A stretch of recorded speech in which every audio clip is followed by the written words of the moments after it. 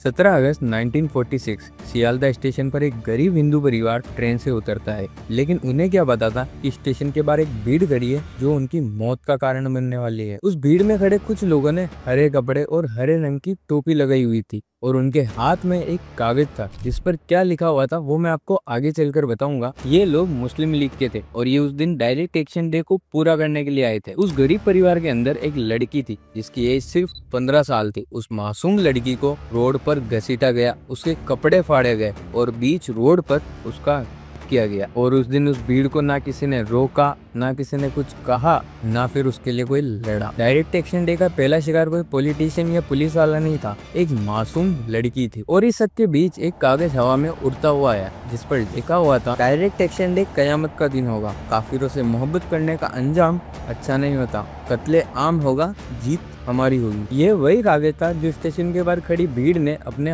हाथों में लिया हुआ था। लेकिन डायरेक्ट एक्शन डे क्या था और कौन थे वो लोग जिन्होंने हरे कपड़े पहने हुए थे और वो आने वाले टाइम में 10,000 हिंदुओं की मौत का कारण बनने वाले थे। वैसे तो इस खेल की शुरुआत मुस्लिम लीग ने करी, लेकिन इसको खत्म एक हिंदू ने किया। सिर्फ एक हिंदू ने बंगाल को पाकिस्तान बनने से बचाया। लेकिन कैसे? इस पूरे सिनेरियो को समझने के लिए हमें 1940 में चलना होगा।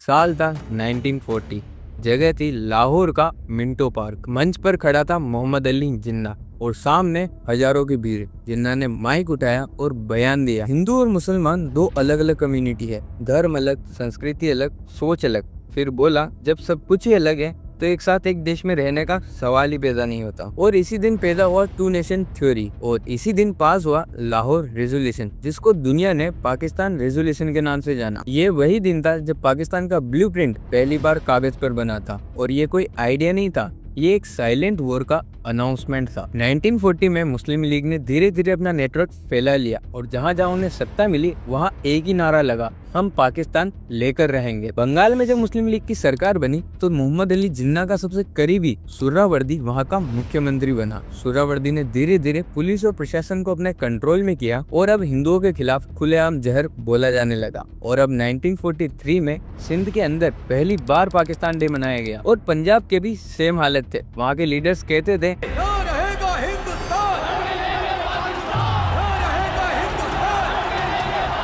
कि लड़के लेंगे पाकिस्तान, खून के बदले लेंगे पाकिस्तान। कांग्रेस उस वक्त आजादी के लिए स्ट्रगल कर रही थी, वहीं Muslim League quietly divide and rule वाली ब्रिटिश पॉलिसी के साथ चल रही थी। और अब ब्रिटिशर्स को भी यही चाहिए था, बटा हुआ इंडिया है जिसको वो आसानी से कंट्रोल कर सके। साल 1946, इंडिया आजाद होने के कुछ ही कदम दूर था, तभी मोहम्मद अली जिन्ना का सन्नाटा टूटा और मोहम्मद अली जिन्ना ने घोषणा कर दी कि 16 अगस्त 1946 को डायरेक्ट एक्शन डे मनाया जाएगा। इस डेट को इसलिए चुना गया क्योंकि ये रमजान का लास्ट फ्राइडे होने वाला था। सोर्सेज से पता चलता है कि इस स्पीच के वक्त उन्होंने साफ शब्दों में कहा था, इधर ए डिवाइडेड इंडिया और ए डिस्ट्रॉय इंडिया। लेकिन इन सब के बीच में सवाल सिर्फ एक उठता है, आखिर बंगाल ही क्यों कोलकाता? 1946 के इलेक्शन में बंगाल की 117 मुस्लिम सीट में से 113 सीट मुस्लिम लीग ने जीती थी। बंगाल के मुख्यमंत्री हुसैन सुहरावर्दी ने डायरेक्ट एक्शन डे को एक पब्लिक हॉलिडे अनाउंस कर दिया ताकि प्रोटेस्ट आसानी से हो सके। हिंदू मेजोरिटी एरिया जैसे राजा बाजार, बुर्रा बाजार और कॉलेज स्ट्रीट, वहाँ खास तौर पर निशाना बनाया गया ताकि जानबूझकर हिंदू पॉपुलेशन वाले इलाकों को खत्म किया जा सके। मुस्लिम लीग चाहती थी कि बंगाल और पंजाब को पाकिस्तान में मिला लिया जाए, लेकिन इनके आसपास वाले जिले हिंदू मेजोरिटी होने की वजह से ये सब कुछ पॉसिबल नहीं था, तो इन्होंने इन्हें साफ करने का प्लान बनाया। अब आखिर वो दिन आ गया। 16 अगस्त की सुबह कलकत्ता की गलियों में खून बहने लगा, लोगों को सरेआम मारा गया, महिलाओं को किया गया और उनकी लाशों को कसाई खानों के हुकों पर टांगा गया मानो किसी जानवर की बॉडी को। दुकानों को जला दिया गया, बस्तियों को राख कर दिया गया। दिनेश चंद्र सिन्हा और अशोक दास गुप्ता अपनी book the great Calcutta killing में लिखते हैं, सड़कों पर बिना कपड़ों के हिंदू महिलाओं की बॉडी थी, घर घर में आग लगी हुई थी, पूरा शहर जैसे नर्क में बदल गया। और कहा जाता है जब ये सारी हत्याएं चल रही थी तब बंगाल का मुख्यमंत्री Hussain Suhrawardy police control room में बैठा हुआ ये सब कुछ देख रहा था। सरकारी नंबर्स कहते हैं कि 4,000 से ज्यादा हिंदुओं की मौत हुई, लेकिन इतिहासकार बताते हैं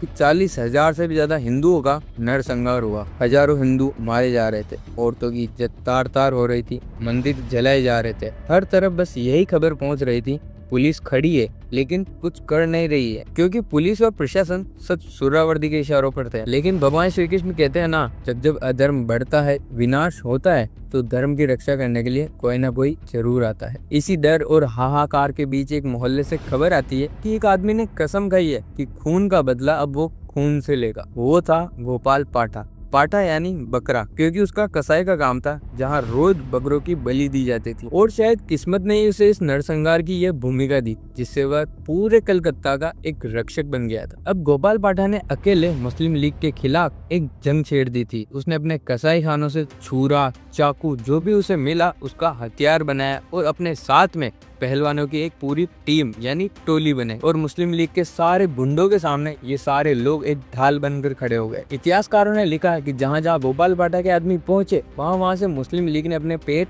पीछे हटा लिए, क्योंकि उन्हें वैसा ही जवाब मिल रहा था जैसा वो दे रहे थे। जिन सड़कों पर पहले हिंदुओं की लाशें बिछ रही थी, वहीं अब मुस्लिम लीग के लोग पीछे भाग रहे थे। गोपाल पाठा ने साफ कह दिया कि अगर हिंदुओं के घर में आग लगाओगे तो तुम्हारे घर भी नहीं बचेंगे। और ये सीधा एक साइकोलॉजिकल काउंटर था। और अब हिंदुओं को एक हिम्मत मिलने लगी कि वो अकेले नहीं है, उनके साथ कोई खड़ा है। कई जगह पर मुस्लिम लीग के लोग खुद सोहरावर्दी के पास पहुंचे, ये कहने कि अगर गोपाल पाठा को नहीं रोका गया तो सारा संतुलन बिगड़ जाएगा। कोलकाता के उस नरसंहार के अंदर अगर सारे हिंदू खत्म नहीं हुए, उनकी जान बची, तो उनके पीछे सिर्फ एक नाम था, गोपाल पाठा। लेकिन जब 4 दिन तक कलकत्ता जल रहा था, तब ब्रिटिशर्स कहाँ थे, तब नेता लोग कहाँ थे, तब महात्मा गांधी जी कहाँ थे। डायरेक्ट एक्शन डे ने ये साफ कर दिया, ये कोई दंगा नहीं, आने वाले बंटवारे का एक ट्रेलर है।